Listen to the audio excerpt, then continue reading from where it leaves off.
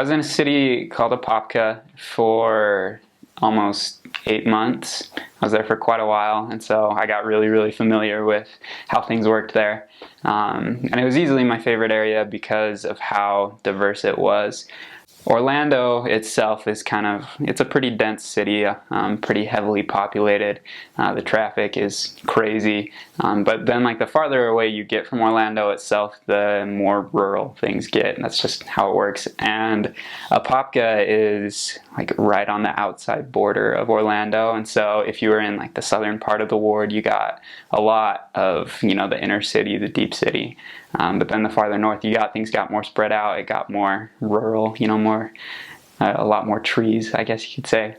And it was also extremely mixed, you know, in just about every way. The ghetto there is really humbling to be in, you know, just to see people living in those circumstances.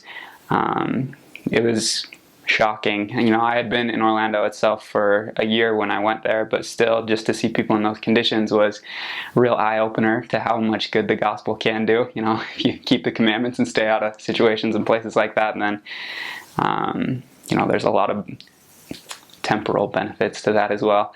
But there were also a lot of upper class areas as well where, again, more gates we had to get through. I had to call the right people to get into certain neighborhoods to talk to people. And that was also the area where I was pretty much forced to learn Spanish. Very mixed with different ethnicities. A lot of Hispanic people, but also you had a little mix of classic Southern Floridians that had been there forever as well. And so I just got to work with a very wide variety of people there. And I really liked that because, I mean, it's exciting just to talk with those people, but at the same time you see how universal the gospel is in helping those people, how they all need to make the same changes, they all need to make the same covenants in the end, and they're all going to get very similar blessings because we're all trying to get to the same place. So it's cool just to see that in action for the time I was there. There's a magazine article, I didn't read it, but I was told about it. It was published that rated like the top 20 most boring cities in Florida based on their like motto or whatever.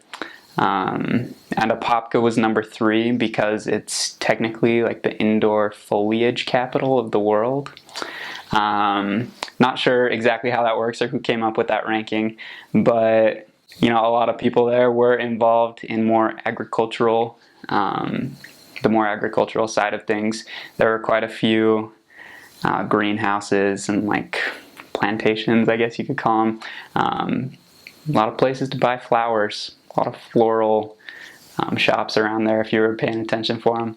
But at the same time, you know, just with how mixed it is, you know, you can find someone. There was one guy we taught who was a paid rapper at another church.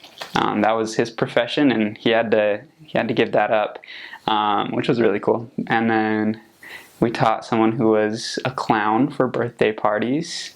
But yeah, truck drivers, a lot of teachers, seems like, I don't know why, but we worked with a lot of just like high school and middle school teachers, but pretty diversified there as well.